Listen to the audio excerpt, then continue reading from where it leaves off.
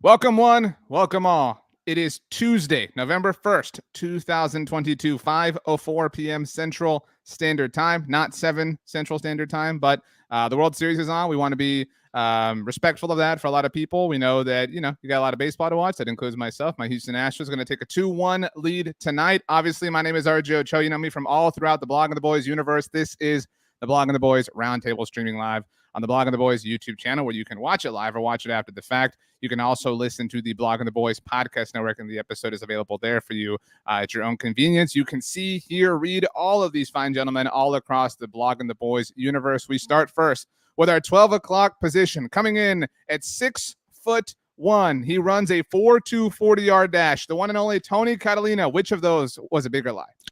The 6'1". I'm about 5'6", so. Do you think you're fast, is what you're saying? Oh, hell no. No. I'm slow and short, so just putting that out there. Coming in on the top right corner of your screen, he has not shown up for a roundtable in quite some time, but he was very passionate about this particular one. In fact, he threatened to exile Dan Rogers from the continental United States if he did not get to be a part of it. It is the one and only Tom Ryle. Tom, what is your favorite color? Green. Okay, your voice sounds very far away, so maybe work on that for the next time we come to you, Tom. The aforementioned Dan Rogers, how would you have felt if you had been exiled from the continental United States, Hawaii or Alaska? Oh, well, I've never been to Hawaii, so, I think I'd be okay with it. Okay. All right. I see Vince Young is at Game 3 of the World Series. Micah Parsons also slated to be there. David Howman. Which of those two players did you enjoy more at the collegiate level? Definitely Micah Parsons. Wow. Even though he wasn't used the right way in college. You're saying you enjoyed Micah Parsons in college more than you enjoyed Vince Young in college. I went to Texas A&M, and I know that that's the wrong answer, David. Well, I've never rooted for the Longhorns, so I can't answer Vince Young. Wow. Kevin asked Tom what you said your favorite color was, and he said green. So an automatic. I'm not going to take points away from you, Tom, but I imagine the crowd will. They took points away from the next analyst we're going to get to, but I should say on the subject of points, AJ already gave David Howman 7 points to start. Kevin has taken 5 points away from David, says Vince was awesome. But Brandon Clements, Icebreaker 21 on Twitter, you lost points for wearing green. Tom didn't do. Well, maybe Tom did. I can't tell. There might just be some funny lighting. This is blue. I don't know. But Brandon says -5, Tom for green. Tom Green, a person in his own right. So things are getting really confusing here, Brandon. Yeah, 100%. I had to wear orange tonight, but it's not for Houston Astro colors. -5 points. Is it for the Syracuse orange? Syracuse orange basketball exhibition tonight, so I'll be watching that while everybody else is watching the World Series. Wow, in case anybody wants to take points away from Brandon, his favorite NFL player of all time, Donovan McNabb, I think. Whoa. Marvin Harrison. It is what it is. Are you talking junior? Is that, just to be clear? I mean, you can go either way. Junior's pretty darn good, but I mean, favorite SU player of all time that I watched was Marvin Harrison for sure. Right on. Raymond Solis says Astros, so I love that. We have some awards to give out. Tony, as I buy myself time to set the show up because I was late. What award are you most looking forward to discussing with Dan Quinn, positioned below you on the screen for the podcast audience? Yeah. I like talking about the team MVP. You know what I mean? I like talking about somebody that's it's funny. This team is, I said it before, I didn't think they'd be 6-2. So obviously some people had to play well and step up. So I'm excited to talk about some positive things here.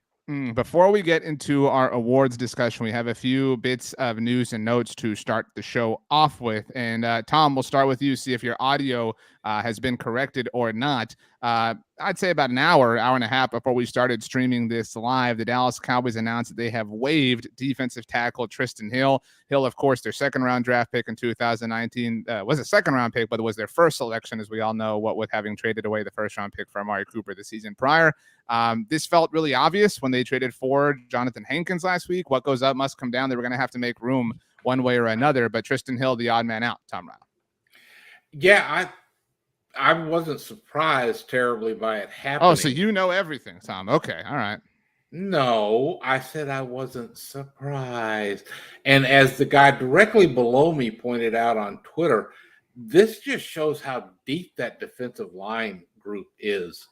for the Cowboys, in the fact that, Hill was having maybe his best season with the Cowboys. And I think that's probably true. And yet they can move on from him and probably not weaken the team at all. It will be curious to see if they try to get him back on the practice squad or if he gets picked up by somebody else now that he's waived. Dan, Tom called you out. Do you think this is? We had heard a lot about Tristan Hill over the last few years. There was the infamous falling asleep in the team meeting that Isaiah Thomas was a part of. I think it was Isaiah Thomas. Somebody can correct me if I'm wrong on that. But he had kind of turned the corner, and it felt like nobody really gave him his flowers for that. He had a really great start to the 2020 season. He was lost in the same game that Dak Prescott was. But I think he had he was never going to come around that corner in a lot of people's eyes, Dan. Well, I mean, for starters, I am surprised. I think he was a guy that we picked would be a final roster cuts, casualty. But after what we've seen this year, I mean, he's been playing well, as Tom said. After talking about what I said, he's the best season, of his pro career. So to me, I was a little shocked. So I'm really curious to know what is going on. I mean, we were just talking about Gallimore, what's happening with Gallimore. We don't really know. So, but we do know this: we can't have 14 defensive linemen. So the Cowboys are going to have to make some decisions along the lines. And the Cowboys are just really good. Osa's really good. Bo's really good. And now we got Hankins in the middle there. So I mean, there's just not room for everybody. So I mean, Hill was only playing 30% of the snaps anyway. So I mean, it's just they have to make room unless there's something weird going on that we don't know about. Howman, any thoughts? I mean, I hate to be that blunt about it, but this is just kind of the Cowboys have a lot of depth. I mean, this is like, I don't know anyone who's like really up in arms about this. This is kind of an obvious thing. He's in the final year of his contract. The Cowboys reportedly tried to trade him, but nobody was going to take him on, knowing they had half a season, worth of Hill. Nobody was going to pay a lot for that. Is my point. Yeah, I think what Dan was saying about how you've just got so many numbers on the defensive line is absolutely right. And obviously on the interior, but they're also close to getting Terrell Basham back. And so, a lot of people had said maybe they're going to try and trade Basham. I always thought that was not the best idea because I think he's one of the better run defenders on the edge that they have, aside from DeMarcus Lawrence, who I think is probably their best run defender. So, they brought in Hankins to shore up the interior on the run defense side. Basham hopefully coming back and can help with the run defense on the edge. And then it just becomes a numbers game. And, Osa and Quentin Bohanna have been playing great. And then it seems like, each of the last 2 weeks, 1 week Gallimore was inactive. This past week, Tristan was inactive. So kind of felt like they were choosing between those two. And I think, they just looked at it as, well, we have Gallimore on a cheaper deal for 2 years longer. So we're going to go with that upside. Brandon, there are now 3 players remaining on the Cowboys roster from their 2019 draft class: Connor McGovern, Tony Pollard, and Donovan Wilson. Are any of them on this roster in 2023? If so, who? I sure hope it's Donovan Wilson. I mean, obviously Tony Pollard. Wow, Brandon hates Tony Pollard. That is what he just said. I think Jerry Jones likes Zeke Elliott better than Tony Pollard. So I don't know. I think Tony Pollard, with that 3 touchdown game he just had this past week, might have just got a nice fat contract coming in the offseason. So I don't know if Dallas can afford him. So it could be one of those situations where he's priced out.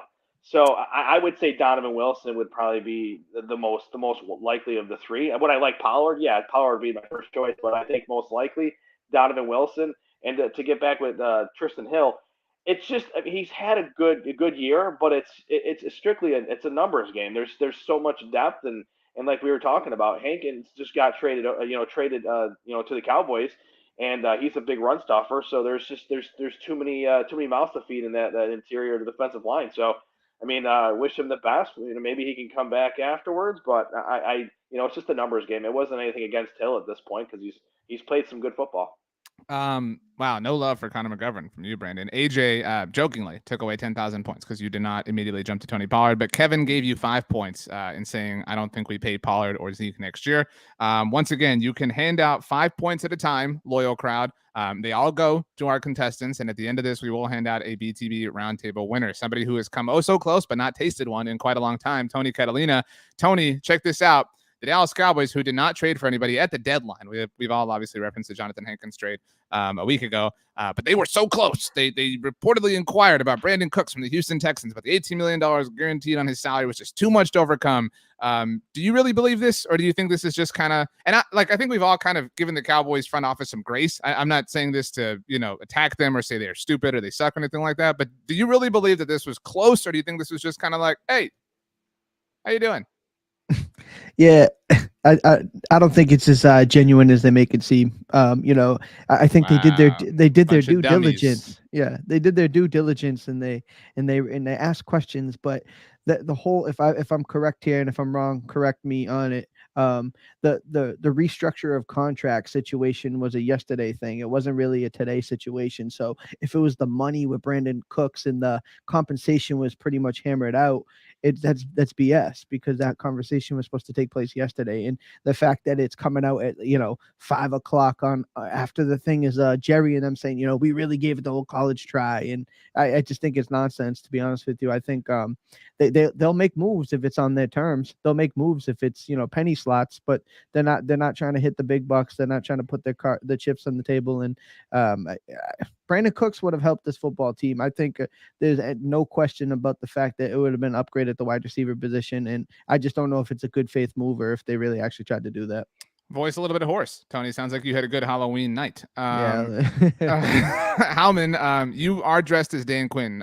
We think the podcast audience cannot tell. I don't know if anybody saw this. I tweeted this out. Zach Martin dressed as Homer Simpson. That's a high level of dedication to put all the makeup on and stuff. I would not do that personally. But Howman, you had tweeted out kind of earlier in the day. Obviously, Brandon Cooks restructured his contract back in the offseason. To Tony's point and to your point, this was never going to happen based on those circumstances. And so letting yourself get worked up about it was kind of a fool's effort at this point. Yeah. And to just kind of clarify on the restructure deal, the thing that Tony's referring to is restructuring the deal prior to the trade in order to facilitate the trade. So in other words, like if the Texans were going to trade Brandon Cooks to another team, but restructure the deal to eat up a lot of that money to make it a little more palatable for the team trying to trade him, that would have had to have happened yesterday. Theoretically, the Cowboys could have still traded for Cooks, and then in the offseason they could have, restructured the contract again to whatever their liking might have been. But Cook's contract it's a lot of money, and it's a lot of guaranteed money, and it would be pretty difficult to restructure any of that to where it's workable for this team. I think at the end of the day, they were probably interested, but they realized there were just going to be too many hoops to jump through. And I think, there were other teams that were interested in Cooks, and they didn't trade for him either. So I think that was pretty much the case across the board. Right on. Howman, did you really dress up as Dan Quinn for Halloween, or is this just for the roundtable? Oh, I sure did. Yeah. Okay. I'll note that in my points. Nobody else dressed up. I just want to put that out. So when you guys are complaining later on, remember that. That's all I'm saying. All right. It is now time for the title of this episode. We're here for bi-week awards. We're going to have an article about this later on over the week at bloggingtheboys.com if you want to see everything, what it is. We have asked all of our staffers to pick out some awards, pick out some people. We're going to go through the exercise here right now. They've already given the answers, and I have them. So if anybody lies, I can prove it to you that they are full of it. So all of you better remember the things that you documented a couple of days ago. Tom, I see you concerned. So, just worried about you. That's all I'm saying, man. Anyway, that's my dog because there's a moving truck outside. So as it passes and I buy time, anybody can check out the awards at bloggingtheboys.com later this week. But we're going to flesh it out right here, right now. And we're going to start with who is your special teams MVP. At this point of the season, to be very clear, this applies for all the awards we're going to discuss. This point in the season, based on the first 8 games and those 8 games alone, we're going to start with Tony, and you pick who goes next. Tony Catalina, who is your special teams MVP so far? Okay, so who I picked and then who I'm going to have follow me is the reason why I picked him. I was ready. I was ready to type in Cavante Turpin, right? I was ready to type it in. And as I saw the Google Doc unfold in real time, I saw Tom Ryle put in Brett Maher. And I'm like, you know what? Brett absolutely deserves this award. Wow. My man, Tony lost a point. spoiling the show, dude. What the hell? Like, I thought you'd give me a plus points for being real. So no, but like, dude, now people know Tom's pick. Man, Tom, I am sorry that Tony took some of the element of surprise away from you. What a jerk move. Hey, no, fair Tony, enough. You're okay. Anyway. Elaborate. So Brett Maher has been perfect inside of 59 yards. I mean, and this is a guy that was our third kicking option. So for him to come out here, just be steady. I remember in week 1 through like 3 or 4, I was like holding my breath for every extra point attempt. And now it's like, you can kind of like breathe easy. I feel confident with Brett Maher, and I'd be remiss not to give him the midseason MVP award for the special teams unit. So I'm going to be honest with you. Now, all of the comments basically agree that it should be Kevontae Turpin. So everybody disagrees with all of you. In fact, AJ said, if anyone says someone other than Turpin, -5. AJ, I will have you know that literally everyone said somebody other than Kevontae Turpin. But on the subject of everyone, well, you all know that Tony and Tom, thanks, Tony, both selected Brett Maher. But one of you did not. Does anybody know who did not select Brett Maher as their special teams MVP? If you are the person, please do not out yourself so that we can preserve the element of surprise. Dan, do you have a guess as to who, again, not Tony or Tom? So it's clearly not you because I've asked you the question. So great job here. But between Brandon and Howman, who do you think has a non-Brett Maher person? I think, Howman loves to go against the grain and say some really crazy stuff. So my vote is a solid Howman. Kyle Wolf agrees, but Kyle Wolf says it's Brian Anger. It is not. Howman, please tell us your special teams MVP. My special teams MVP is long snapper Matt Overton. And I have a very good reason for that. Brett Maher is playing great. Brian Anger is playing great. Special teams overall has been great. But we all know that, especially the Kansas City Chiefs know, because they dealt with this earlier in the year, if you have long snapper problems, then it doesn't matter how good your kicker is, doesn't matter how good your punter is, because the ball starts with the long snapper. And so the Cowboys have been kind of fortunate. For a long time, they had LP as their long snapper, and he was great for a very long time. Then they pivoted to Jake McQuaid the last couple of years, and he's been great. So he goes down early in the year, especially when Brett Maher is off to such a great start after coming back to the Cowboys. And I was really worried when that happened, because if there were problems with the snap, that can throw off Maher, that can even throw off Anger, and it could just be a horrible season for the special teams. Matt Overton comes in. He's a veteran. He gets into a groove with the Cowboys and everything that they're doing. And he's been, he had that first snap that was not good, and it was a disaster. It was more than not good. It was a disaster. It cost the Cowboys points. It cost them 1 point. It's what I said is objectively true. I mean, it costed them a point. What if they had lost by a point? It cost them a point, and he has been perfect ever since. There has not been a bad snap since. And so, and you look at the two guys that they brought in. They brought in Overton, and then they brought in another guy whose only real experience had come in the USFL. So they went with clearly the much better option. Overton has been a model of consistency, and it's allowed Maher to still be great. It's allowed Anger to still be great, and it's kept this special teams unit as one of the top tier units in the NFL. Did anybody feel persuaded in this direction off of that speech? Overton is the worst long snapper we've had in the last 2 decades. Objectively true. I think that answers that question. Brandon, we've talked. We're going to come back to Brett Maher in a second, but was Kevontae Turpin number 2 for you? You all, outside of Howman, you all had Brett Maher. So was Kevontae Turpin your second choice? Or was it Brian Anger? No, it would have to be Kevontae Turpin. I mean, he's so close. I feel like every time he touches the ball from breaking one for a touchdown, and minus a couple mishaps, I would say the Calvin Joseph getting in the way one time. I mean, he had one to the house. So Kevontae Turpin, it was tough. But given the circumstances of the kicking position coming into the season, it was definitely a pleasant surprise, because when I don't think too many people were excited when Brett Maher was signed to the active roster and started. So to me, he's played so well. He's missed two kicks. I think they were 59 apiece. So I mean, inside and he had the blocked extra point too. And it's not his fault. I mean, it's blocked, right? No, yeah, but not his fault. But at least he was the only person on the team that remembered the ball was live, and he made the tackle and saved points on that. So I will say Brett Maher's had a pretty darn good year in his career year. So good. Was that Overton's fault? Oh, yeah. Just so we're clear, Kevin said that Howman made a good point. Seemingly the only person to think that. So Tom, like Howman, you thought for yourself on this exercise, as evidenced by Tony, who copied off your answer, at least when it came to Brett Maher. Tony, I love you. Tom, so of your own volition, you went Brett Maher. Is that a testament to incredibly good luck from the Cowboys that, on their third try, we forget this was their third option. They wanted Jonathan Garibay to be their kicker and Lareem Hairulahu to be their kicker. Those did not work out. So what an incredible stroke of luck that Brett Maher is here, and we're all giving him, all these flowers. Yeah, you have to say they were lucky in getting there because they tried just everything else. The evidence was kind of there from Maher's last season that he might be a good option, but like we all know, they waited until the last minute to even bring him in for consideration. So once again, they kind of backed into doing something right, which seems to happen a lot with the Cowboys. Oh, I'm sorry. I thought you had more to say. Okay, well, shout out. I guess that they backed into something right.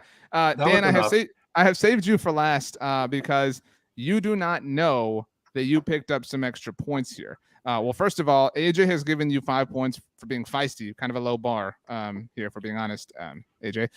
Mark has given you 5 points for the Chandler Bing side comment. But I'm trying to find this now. Somebody said this. Where did it go? As I buy myself some time to find it. Here we go. Ron the Don said, if we're talking about Maher, you have to say Money Maher. I'll give 3 points to everyone who does this. Everyone's answers in the Google Doc, except for Howman, obviously, just wrote Brett Maher. Dan did right. Money Maher. So, Dan, you picked up a surprise 3 points. Do you feel incredible for doing that? Did you do that on purpose? Did you play to the crowd? I never play to the crowd. I'll tell you what, but we have to, what? I think it's really close because if Turpin would have maybe cut one way on a couple of his picks or didn't get, ran into by Joseph, I do think he'd go to the house. And then to me, that's where my vote would go. But we cannot understate how well Money Maher has done because, look, we couldn't ask for anything better than this other than maybe making those 59 yards. But Jesus, I know that the Cowboys did get lucky with this, but they tried to get a rookie, and that's really, you either have somebody that's good or everybody is just flipping a coin with their kicker. And the Cowboys have been very fortunate with Maher. He's played really well. But I did want to give a shout out, since we're all saying basically the same guy. I do want to give, if there was like a bronze medal, I would give it to Kelvin Joseph. I actually think he's done a really good job on special teams. Because CJ Goodwin's supposed to be that guy. But he's had a really good start of the season, and I think he could be a key special teams player. So I want to give Bossman a little bit of props there. The exercise of having each of you choose the next person to go is way too complicated in this particular game. So sorry, Tony, that I set you up for failure in that sense. But you did help make the segment better. Granted, at your own expense. But thank you for falling on that sword for all of us. So the next question, again, you can see all of these at blogontheboys.com later on in the week because the Cowboys are on their bye. These are our bye week awards. Looking to make this an annual thing. Who is your defensive MVP on the Cowboys so far? Now, none of you know this unless you cheated, but one person who, and this includes all BTB staffers, not just the 5 of you that are here, did not have Micah Parsons. Everybody had Micah Parsons as the defensive MVP on the team to this point. Does anybody think that person is here in this group? I hope not. They are on our team, Dan, to be fair. Like they're a BTB here.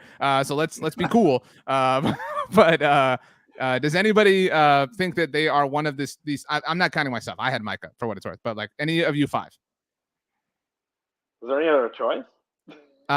So there were other BTBers who filled this out, but it was not one of you 5. Does anybody have a guess who the BTBer was that picked somebody? They picked Trayvon Diggs, just to be clear. So it's not like they picked somebody terrible. I'm not going to throw anybody under the bus. Yeah, I can't. I was really hoping somebody would have answered while the dog was barking. Thanks, guys, for picking me up a little bit when I need some help. It was Sean Martin, who is the co-host of Hidden Yardage that you can listen to on Mondays here on the Blog on the Boys Podcast Network. He has not provided a blurb. I asked each of you to do this. Some of you have, some of you haven't, so extra points to those of you that have. Look, if we're coming, we don't have to spend too much time on this one because like if we're coming up with a non-Micah answer, is Trayvon Diggs the answer for anybody here? No, my second place is still Micah. Okay. Well, thank you, Dan. But if you have to pick a non-Micah answer, by the way, Kevin took away 5 points from you, Tony, for not throwing people under the bus. So just a tough day. You got a lot of ground to make up, Tony Catalina. I mean, I would say second's probably Dorrance Armstrong, right? If we have to pick a second, are you guys going to Marcus Lawrence? Like, you guys can use your voices, by the way. Like, anybody here can talk. That would be really helpful. Donovan Wilson. I'm going to Marcus Lawrence. Okay, thank you, Dan. A million points to Dan for getting the premise of the show. So, to Marcus Lawrence. Who else is copying Dan? No, I think Wilson.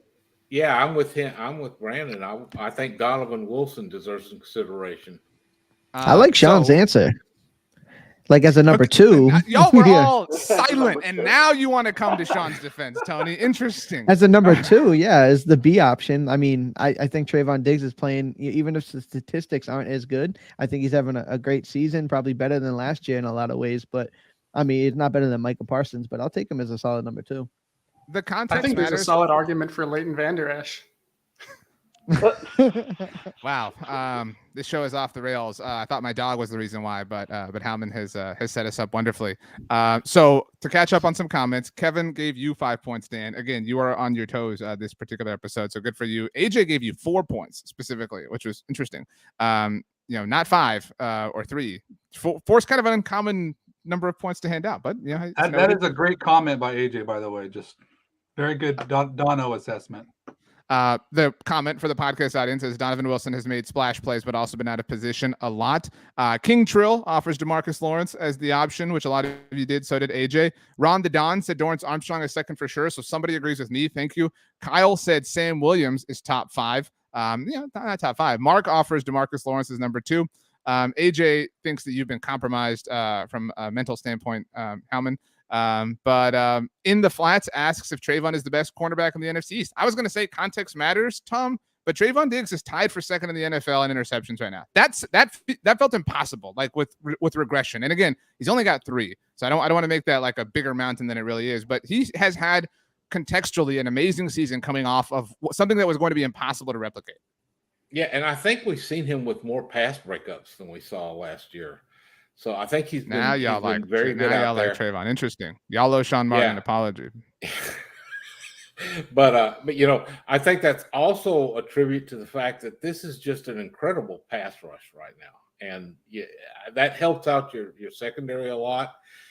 And it's what's really great is that this is a pretty heated argument. And because there's so many good players on defense, and that's just a luxury that I don't remember having in a long, long time. Okay, there was some more debate and discussion and discourse on this question. Not, there was a little bit more than the Trayvon Diggs thing here. Who is your defensive rookie on the Cowboys so far? By the way, we kind of glossed over Micah. We're going to get to him in a little bit. It's a bit of a spoiler alert, but obviously Micah Parsons is great. So most BTBers went with Sam Williams. I think that's where the comments are going to go. 3 BTBers did not. Those 3 BTBers all went with the same player, just so we're all clear. So they're all united in that front. Do any of you think that one of those or multiple of them are in this room right now? Does anybody think that anybody here went someone other than Sam Williams as far as their defensive rookie of the year so far on the Cowboys? I don't. I think statistically, the one of them did. Does anybody else have somebody had Brandon? Right? Brandon, you think somebody here went somewhere other than Sam Williams? Yeah, I mean, I gotta go to Dan with the stats. I mean, the numbers, man. Someone had to, right? I think Tom, it was Tony, and I think he's just trying to throw us off by guessing. Wow. Okay. All right. Throwing him under the bus too. Who do you all think that those 3 people said the answer is, if not for Sam Williams? Just to be clear, because they were united. Oh, it's got to be Bland. It is Deron Bland. So Deron Bland is the person who all 3 chose. None of you 3 took Deron Bland. So Dan, Brandon, you were both wrong. Brian Martin took Deron Bland. So did Sean Martin, who has been a thorn in the offside. It was actually 4. Matt Holleran, and Jess Navarez all took Deron Bland over Sam Williams. Howman, was that a robbery? A lot of commenters actually do think that it should have been Bland. AJ said whoever said him +3. So Jess picks up points even though she's not here. I mean, Bland has been good in the little bit that we've seen of him, but I So think you hate him. I think especially now that he's stepping into that slot role with Jordan Lewis out, I kind of went back and forth between him and Sam Williams, but ultimately I know we're about to see a lot more from Bland, so I was kind of in a wait and see approach.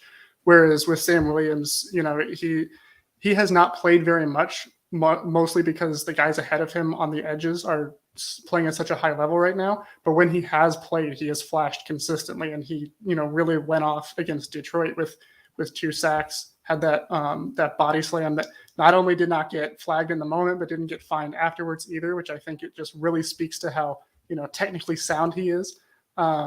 So I just think Sam Williams on a per play basis, he's been the most impressive, even though at the end of the year, it's very possible that Bland takes over. Well, along those lines, Tony Catalina, Mike Lilly, and Will Nico said that by the end of the year will be Damone Clark, not Deron Bland. Do you agree with that assessment? I don't know if he'll have that type of impact, but you hate him too.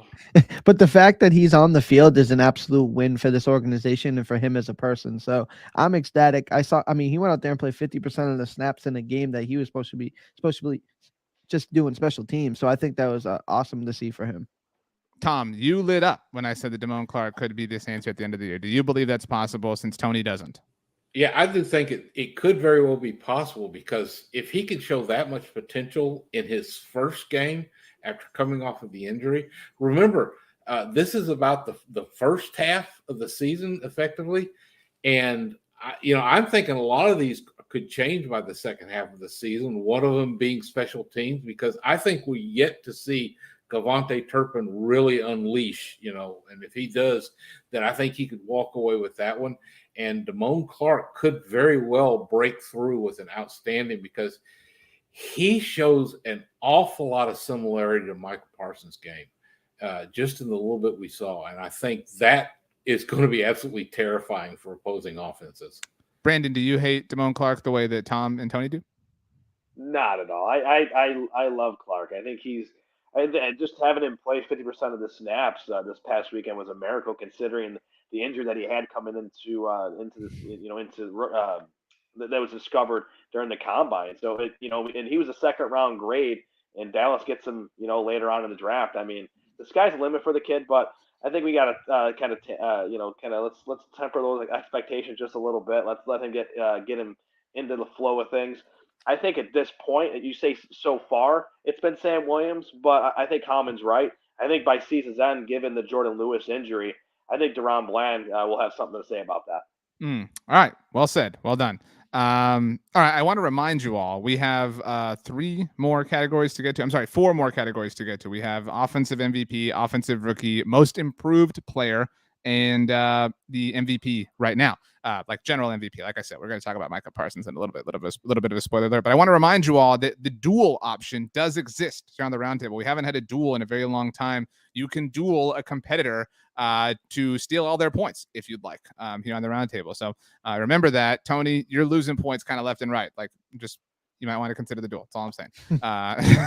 Crowd, not a fan of what you're doing. Who is the offensive MVP on the Cowboys so far?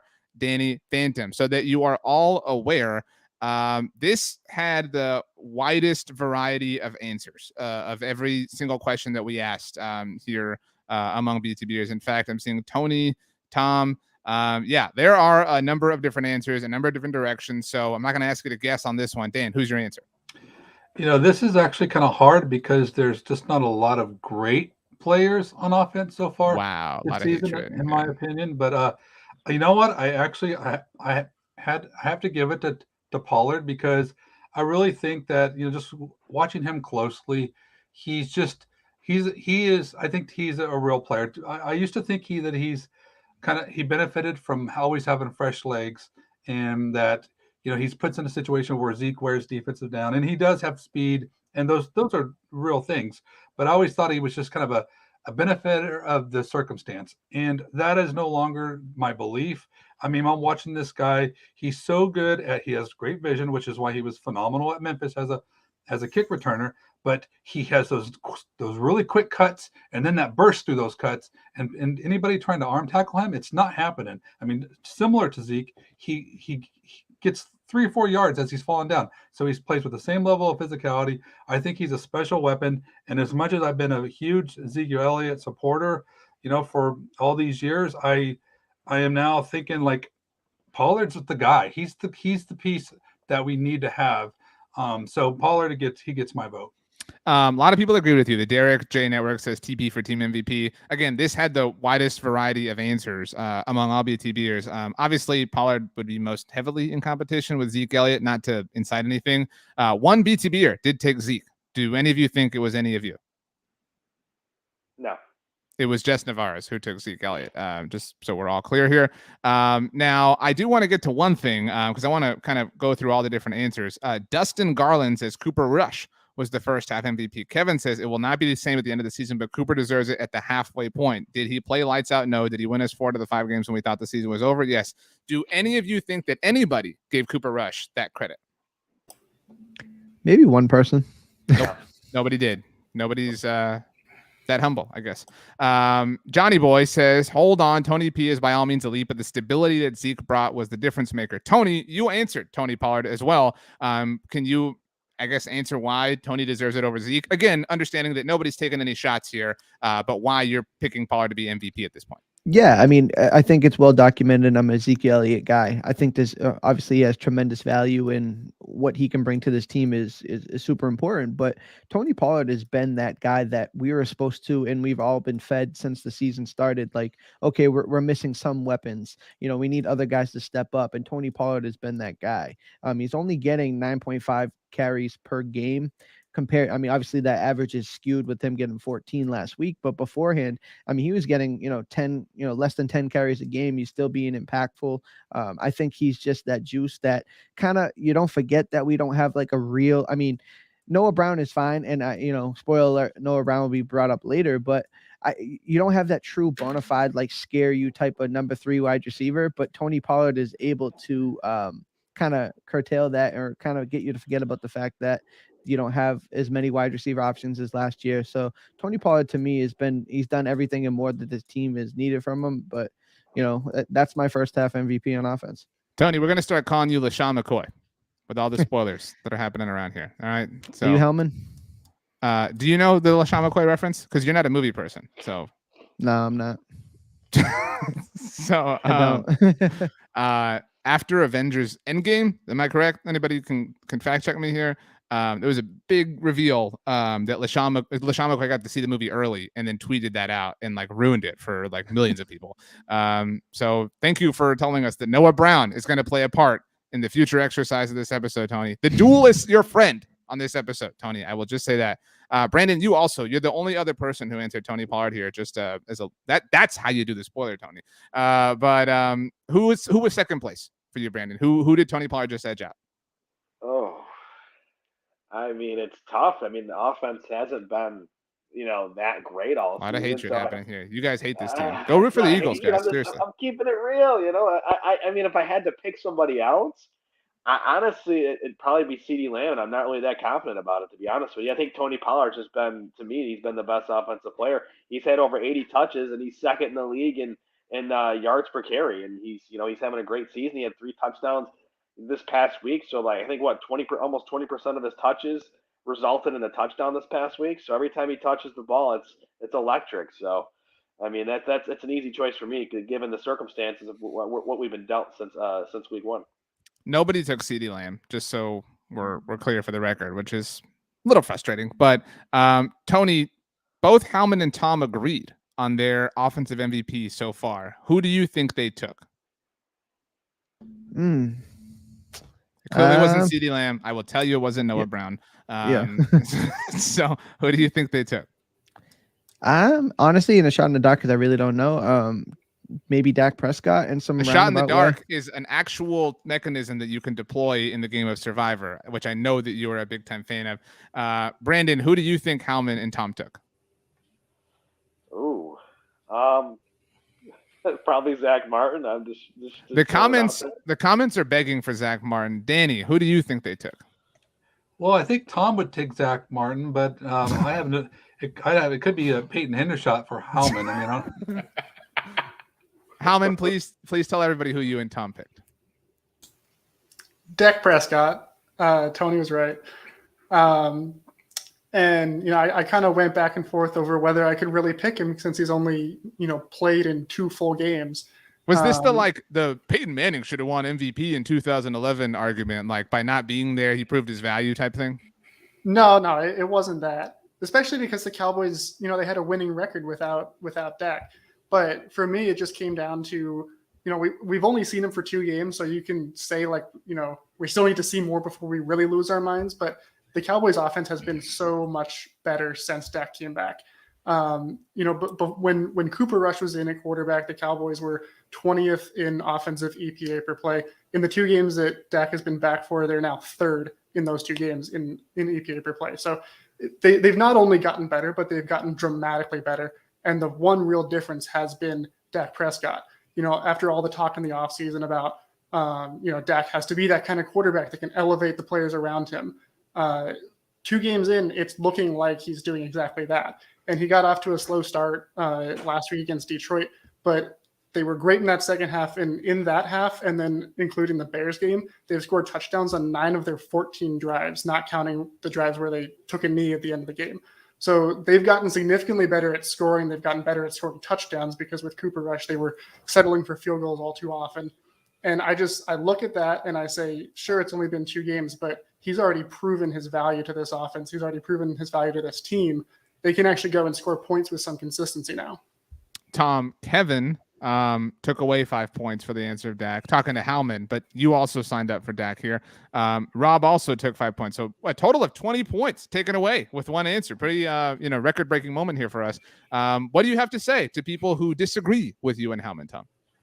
This is just an entirely different offense. And what was stunning against Chicago was the efficiency they did. The first drive, the Cowboys had the ball, and of course they scored on their first 4 drives. They took just a little over 4 minutes. All of the other offensive drives took less time. They were just slashing down the field. And they, with the exception of the Pollard 54-yard run, they weren't doing it with real long plays. They were just putting together 10, 15, 20-yard plays, drive after drive after drive. And that you have to put entirely on Dak. He was very accurate, except for the very risky pass that he got picked on at the end of the first half. And he was moving the sticks. The Cowboys were 9 for 11 on 3rd downs, which is the best they have ever done since they've really been tracking that. And it's, he just made this team entirely different. And instead of going into the bye week with, maybe still struggling, the Cowboys are going to the bye week absolutely supercharged. And I'm just excited for what the second half of the season is going to be with Dak at quarterback. I do think the wide-ranging number of answers speaks to kind of the frustration we felt on the offensive side of the ball. And to Brandon's point about the fact that none of us even want to make a halfway inspired argument for CeeDee Lamb, just sucks a little, but it's halfway through. There's half of a season to go. Everybody be cool. Another answer that was met with basically unison, but not entirely. Who was your offensive rookie on the Cowboys so far? The commenters all said you can make an argument for Tyler Smith being the offensive player of the team so far this season to this point. Obviously, he was not in consideration for anybody. Everybody except for one BTBer went Tyler Smith. Does anybody think that the one is here that did not pick Tyler Smith? I will tell you they are here. the one person is here. Tony, who do you think it was? It's probably Howman. Actually, who do you think they said? The person who did not pick Tyler Smith, who do you think they said? That's a great question. I don't know. I'm stumped. There are points on the line, Tony. I'm already in the dumps, so I might as well. You know what, Tony? If you get the question right, I will give you 20 points right now. If you can tell me who the person answered. Wow. All right. So if you're going to talk about it, it has to be one. Oh, now the 20 points are on the line. Look who wakes up. It's got to be one of the tight ends. I'm going to say Jake Ferguson. It was Jake Ferguson. That was a 20-point answer. He's back in the game. Kyle says Howman. Ron the Don says Howman ousted himself. Malik Davis is his guess. It was David Howman who picked Jake Ferguson. Howman, we'll give Tyler Smith his flowers in a moment, but why? Why Jake Ferguson, who's been awesome, but over Tyler Smith? How? Well, part of it is just that Jake Ferguson's impact has gone beyond the box score. I mean, he's caught touchdowns in 2 of the last 3 games, yeah, but he's been used a lot as a run blocker, and he has been doing the dirty work. Peyton Hendershot has also been doing a lot of that dirty work too, but Ferguson has really been the guy that they've been relying on to steal those edges. And I mean, this Cowboys offense, we just got through talking about how they haven't been that great, and most of their production has come on the ground. They've got right now they're number 2 in the league in rushing DVOA. They are a run first team, and they are doing it very well. Ferguson obviously is not the only reason for that. The offensive line all across the board has been really great, but Ferguson has been a very good run blocking tight end for them, and he's shown that he can make it happen in the pass game. Another factor is that while I have liked what I've seen from Tyler Smith, he also has given up the most pressures of any offensive lineman on this team. So I didn't feel right saying that he's been the best rookie on this team, because he has been, having his challenges and struggles in pass protection, even though he has been great in run blocking. And I think that they got a really good one into him. I just don't think he's been the best. Brandon, do you buy that at all? Or is it easily Tyler Smith? Is Howman just wasting everybody's time here? Is this hot air? No, he's making a fair point. I can't say that's not a fair point, but I think given the circumstances of how things have played out this year, I mean, let's be honest, before the season started and before obviously Tyron Smith went down, we all presumed Tyler Smith was the starting left guard, and that was going to be that. And then Tyron Smith goes down because he gets hurt all the time. And then here's what happens. Tyler Smith, well, they haven't used him in any setting really. I mean, minor repetitions at left tackle throughout the offseason. He literally steps in and he plays some solid ball. I don't have the PFF ranks, but I think I would say he's on the higher end of the offensive line so far in PFF ranking. So he's done a good job. I mean, yes, he's allowed some pressures, but given the circumstances, Tyler Smith has been I would say a pretty solid player, and he has been the offensive rookie this year. And actually, I want to add one other piece to it. If I had to pick the tight end, I'm going with Peyton Hendershot, just to be honest. I think Peyton Hendershot looks great. Wow. Danny, if you had to assign luck, I know you kind of gave the Cowboys a little bit of credit when we talked about that with Brett Maher. Have they gotten more lucky anywhere else than they have with Tyler Smith at left tackle? And that's not to take away their evaluation. Like, I'm not trying to say that there was 0%, like zero skill involved, but the transition immediately to becoming a functional left tackle in the NFL from day one. I'm not even going to comment on any sort of luck there. I mean, everybody gets lucky in that regard. So you can call it luck if you want, but this team was very high on this kid. I was not happy about the pick, but I mean, I don't think he could do very much more in a rookie season as what he's doing. You have to realize the Cowboys are one of the least sacked teams in the league. And while he may give up pressures, I mean, look, he's keeping his quarterback upright. And that's a really tough job to come in and be the left tackle, one of the most important positions, in football, and just come up there and be that reliable. Absolutely. I think Tyler Smith's been fantastic.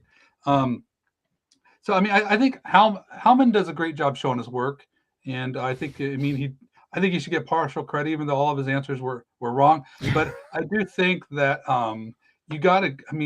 it's kind of almost like Maher in a sense. Nobody's talking about him, but this is really impressive how he's going out there and just basically doing a remarkable job. So Tyler Smith, I mean, that guy's been fantastic. Wow. Tom, 2 words to describe Tyler Smith this season. 2 words. Ooh. That was 2 words right there, but I won't count those. I keep coming up with 3. I can't get it down to 2. Surprisingly good. Okay. Tony, should the fact that it's surprisingly factor at all? Or the performance is the performance?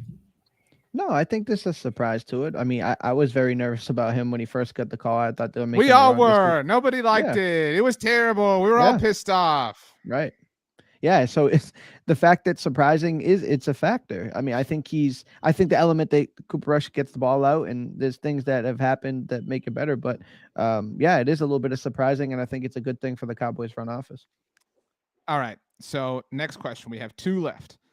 We all know Tony's answer because he did not pick Noah Brown to be his MVP. So thank you, Tony, for that. That's not what I was insinuating.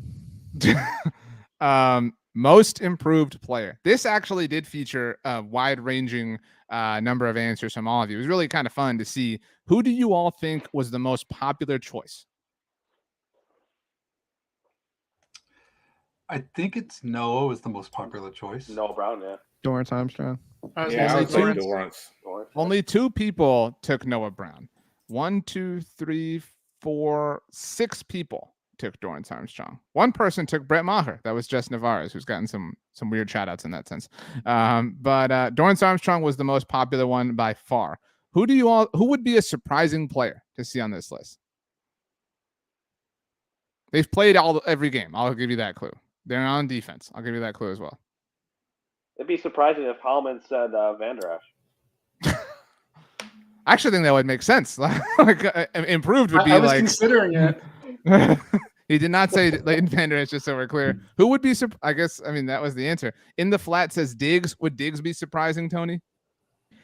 I don't think it's not surprising. It just doesn't fit. I think he was an All-Pro last year and he's playing even better. So how do you improve? Rob agrees that Diggs would be surprising. 1 person did take Trayvon Diggs, and it was David Howman. Howman took Trayvon Diggs.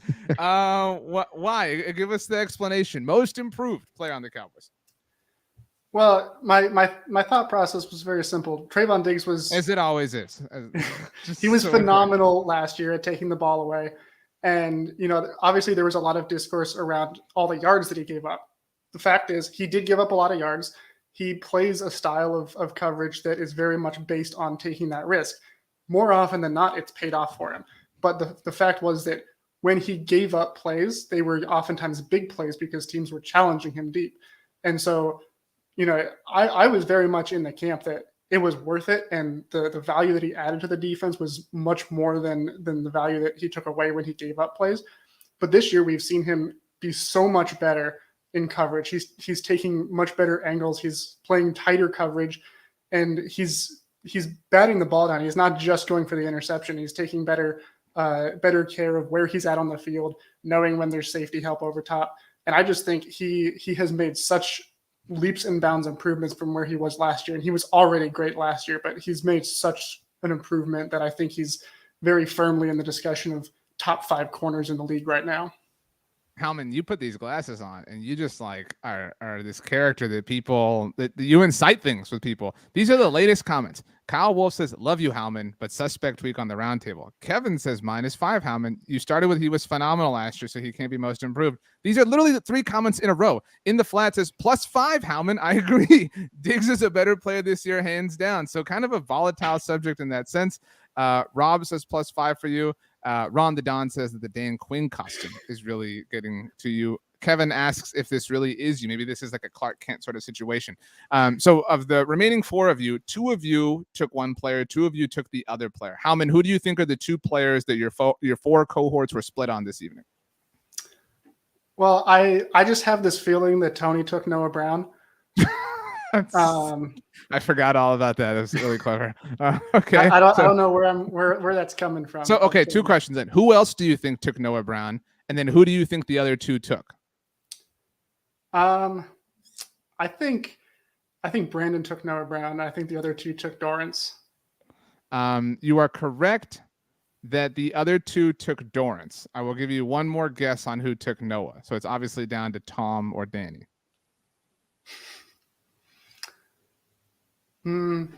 I think Dan.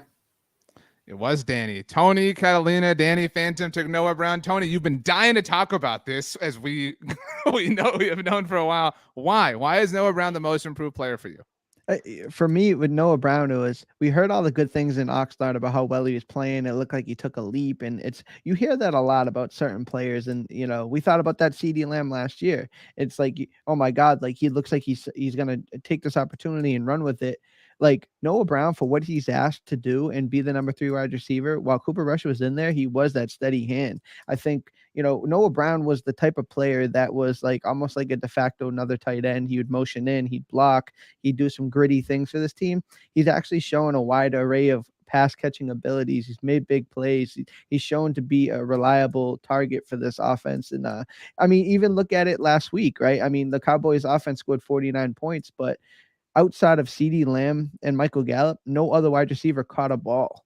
I mean, if Noah Brown was out there, that's another third option that Dak Prescott trusts. I mean, there's an argument to be made that Noah Brown is a Dak Prescott guy, and that's one of the reasons why he stuck on for so long. But Noah Brown has exceeded my expectations. I do, and I am still on the record that I wanted them to add another wide receiver piece, but that's more so like I just want them to take it over the top. It has nothing really to do with how I feel about Noah Brown and his chances. Dan, Kevin says, I honestly don't know that Noah has improved as much as he has gotten chances that he hasn't gotten in the past. That's a fair argument that maybe there's just a higher volume there, which is why we're seeing what we are. That's a great comment. And in fact, I mean, I think actually that's true, because we all know. I mean, we know Noah is going to make the team, and we know why. He does all those little things. The inline blocking that he gives you. But now we're seeing this new Noah Brown in the passing game where he's making some fantastic catches. He's not going down easy. He's getting extra yards. I mean, the only thing the guy can't do is hang on the ball when he's inverted.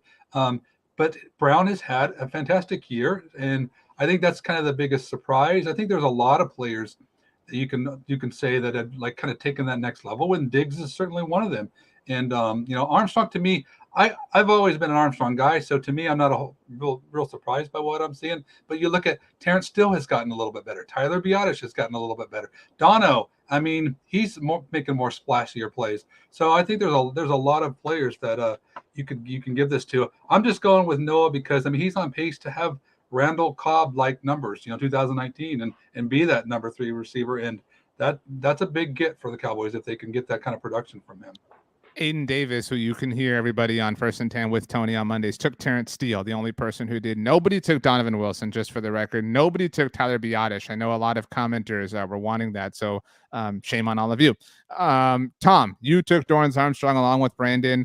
I think that's the answer. In fact, that was my answer, so obviously it's correct. But, I mean, he has – and from a narrative standpoint, Stephen Jones set him up really poorly, right? Like referencing the sack numbers last year. So he was kind of this like punchline, but Dorrance Armstrong has just showed up and gotten to work. Yeah. And to me, just look at something that happened just the other night when everybody was once again moaning about how the Cowboys lost Amari Cooper for nothing. And now they did. That's okay. Like that's still true. but he's out there lighting it up. When's the last time you heard anybody moan about Randy Gregory being gone? And that is largely, I think, because Dorrance Armstrong stepped up and has just been really great rushing the passer. Now they have depth. I mean, Dante Fowler all of a sudden is coming on really strong, but Armstrong in the first half of the season has been the bookend for DeMarcus Lawrence, and he has made it work. And I did not see that coming. I was very nervous about whether he could step up and fill the role. And boy, did he prove that I had nothing to worry about. Brandon, has the success that Dorrance Armstrong had made you trust Stephen Jones a little bit more? Or are you too burnt? Are you saying, hey, look, Dorrance is great, but whatever? Yeah, I guess I have to do whatever part. I would say this. I was never I wasn't going to pound on a table for Dorrance Armstrong. I thought he was a solid player. I didn't think he was going to be every year, double-digit sack player. But the first 4 years of the year, 4 years of his career, he's had a total of 7.5 sacks coming into this season, and to already have 5 halfway through the year, I mean. I'm just glad things happened the way they did with the Randy Gregory situation with his contract, because at that point, if Randy Gregory's back in the fold, I mean, what's the next move for Armstrong? So I'm actually really glad that he's got the 2-year contract. I mean, he's got 5 sacks through the first half of the season, and not only that, let's remember he's been impactful on special teams as well. He's done so much for this team this year. And I mean, even you even listen to the broadcasters saying how much Dorrance Armstrong has improved. He was a raw talent coming out of Kansas, and it's finally starting to pay off. And I'm not going to give too much credit to the Joneses. I'm not going to lie. I'm going to give more credit to Dan Quinn. I think you got to give Dan Quinn. I mean, he gets a lot of love, but I mean, Dan Quinn has shaped Dorrance Armstrong into a formidable player, and I think we haven't seen the best out of Armstrong yet. I think there's a higher ceiling to this guy. Dave Sturcio did not give us his answers for this Google Doc. You totally can, Sturch, but he would like everybody to know that his New York Yankees got swept in the American League Championship Series against my Houston Astros. They're such a fraudulent team they couldn't even win one game after taking all those victory laps in June. So great job, Yankees. Good job butchering the contract situation with one of the best players in the world. Great job. We're all proud of you. Finally, that brings us to who is the Dallas Cowboys MVP right now. Now, everybody took Micah Parsons that filled this out except for two people. Those two people did not agree on who they picked. So we have three total suggestions, again, with Micah being the overwhelming favorite. I imagine all of the commenters are going to say Micah Parsons. Do we think that anybody here did not take Micah Parsons?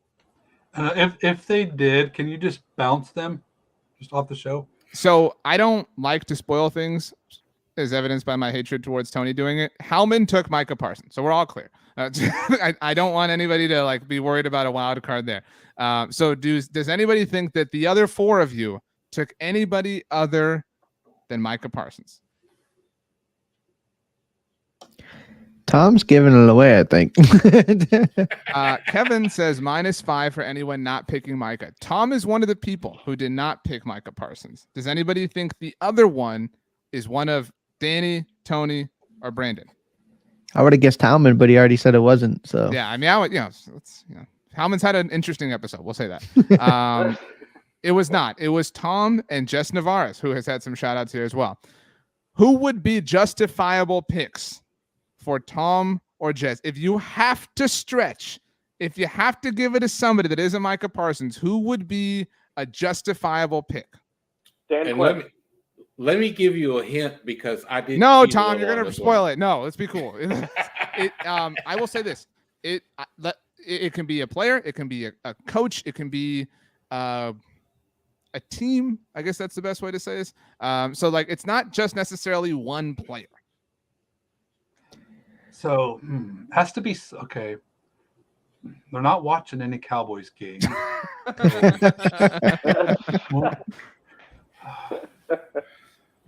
I think it's Sean Payton. That would be really funny. You could make an argument, right? Like he propelled, this in some way, shape, or form. Yeah, he motivated them. But it is not Sean Payton. What would be the most defensible answer for you, Tony? The most defensible non-Micah answer? I would think it's his coach, Dan Quinn.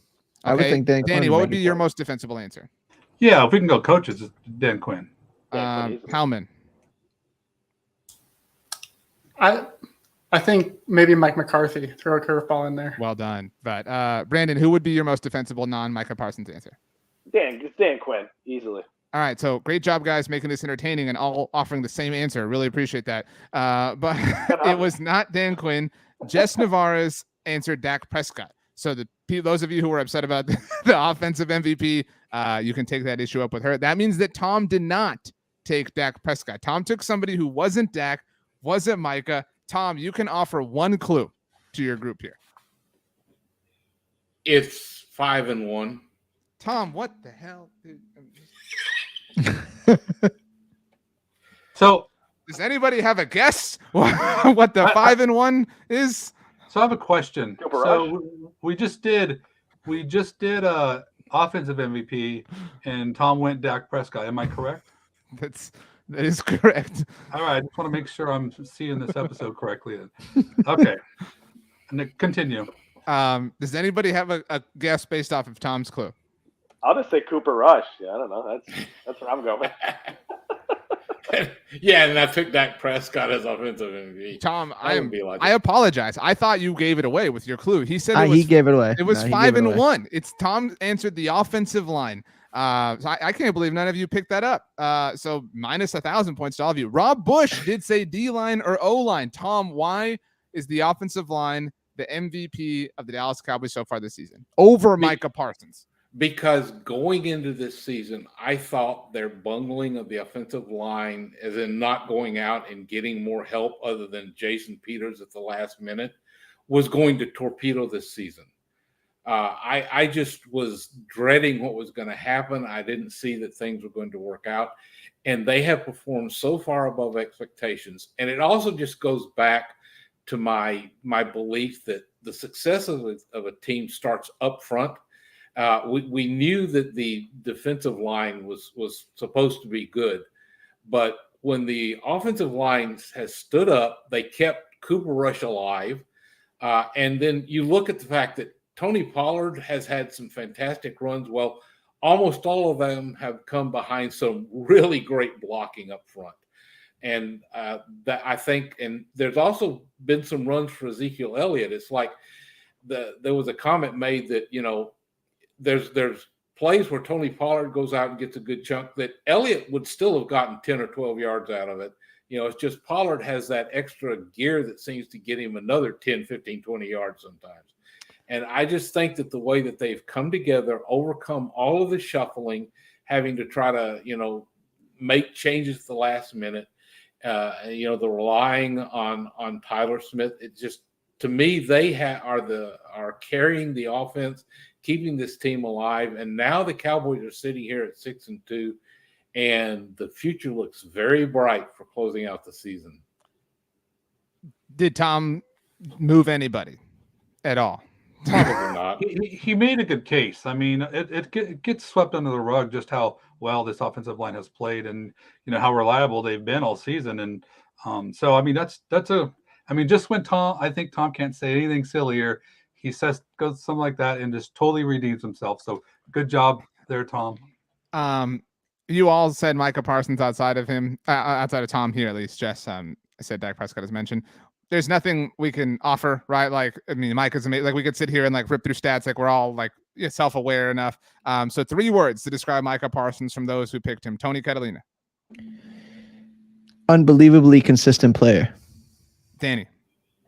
Most valuable player. Nice. Howman.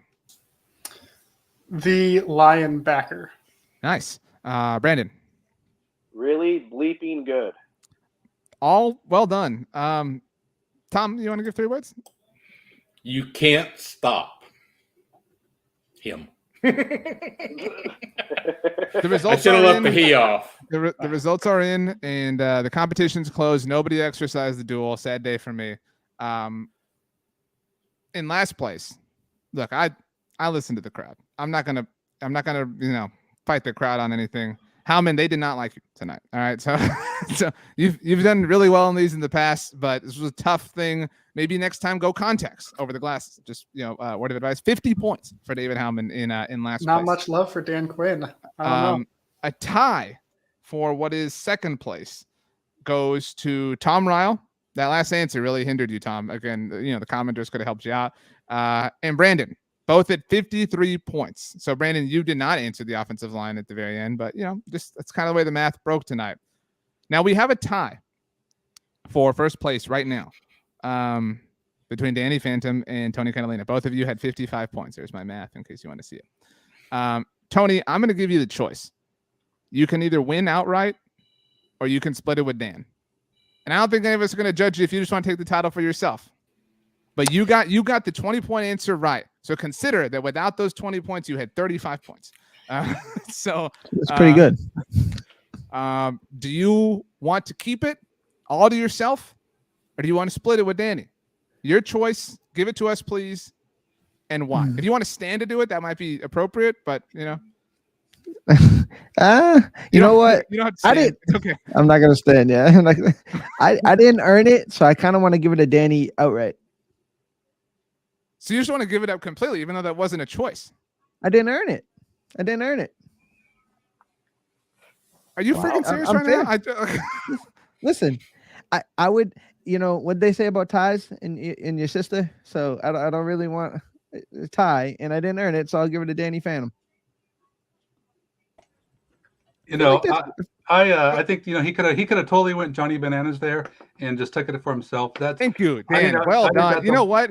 After that, I mean, the winner, Danny Phantom. I mean, seriously, Tony, what are you doing throwing this away? What on earth? Get out of here with this humble pie. Look at Kevin says -5 Tony for having no fight in him. He's acting like the Bears defense. Tony, you should have taken it and run. Danny, congratulations on winning tonight's roundtable. What do you have to say to Tony, to Tom, to Howman, to Brandon, to whoever you want? It's yours. I just want to say, I actually just want to say to our listeners, I'm appreciative of, it hasn't been a good week for me on Twitter. I mean, so it's actually nice to come to this place and be around people that actually understand this team. So I just want to give props to all you guys. So. Tom, what would you have done? Would you have kept it to yourself or split it with Danny? I probably would have split it just because I'm a collegial kind of guy. Howman, what would you have done? I want to win. I would have gone for it for myself. Brandon? I would have split it with Danny. I mean, he got a shout out from Micah Parsons this week. So, I mean, I got to give him some love on that. Kyle says Danny is the man. Seriously, Tony, do you regret this after seeing the fallout being compared to the Bears defense? You know what? The next one I win, I'm going to earn it, and it's going to feel that much better. So you did earn it. You picked up 20 points by knowing Jake Ferguson. Yeah, but you had to throw in the 35-point comment in there. So I'm 120 question away from being dead last. I can't. Tony, you think Nick Foles cares about his Super Bowl? You think he feels like he didn't earn it? You think you think that bothers him? Carson Wentz, Cooper Rush feels like he didn't earn those 4 wins? That could have been you. Could have been me. I felt like Cooper Rush in this episode. So fair.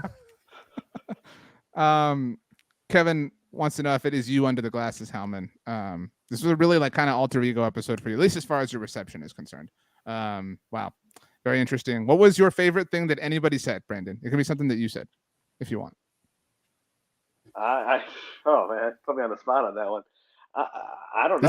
This isn't a game for kids, Brandon. All right, this is an adults game. Everybody did a good job. I mean, there was a lot of good things thrown around. I can't just pick one. Tom, what was your favorite thing that somebody else said? Oh, it was you picking on Jess, obviously. I didn't do anything. Those are the answers. I'm just reading. Wow. Tony, what was your favorite thing that someone else said? I'd love, you know what? It's going to be a softball answer, but everything Howman says, I think it's either good or funny. So everything Howman says. How do you feel about being such a lightning rod this evening, Howman? I mean, I'm happy to be a martyr this week. Stand up for the truth, and people were against Galileo back in the day. I feel like I'm in good company. It's pretty incredible. All right, Danny, you know the rules. As the BTB Roundtable winner, you get to pick somebody who is not me to make a random noise as we leave. You also, if you would like, get to pick that noise yourself, or you can pick somebody else to make the noise. So how do you want to divvy this up? So I would like Tony to pick the noise. And since Howman just, showed up today with his Overton comment, I think that was a snap right in the helmet. So I think Howman should have to do the punishment. Okay, Tony. Last time you were charged with picking a noise, it did not go well. That's so true. Pick something cool. You have a minute to gather yourself. You can solicit advice from Tom and Brandon if you want, but stick the landing. Tom, Brandon, what do you guys think? We gotta make it a good lion. one. There you go. A lion. Yeah. Give me like a ferocious lion roar, like not some baby. How about a sassy lion? A little sassy lion might not hurt either. Give us a little attitude with that lion roar. Okay, well done, Tony. Well done. All right. Sassy lion. All right. Arr! It's the best part of the show.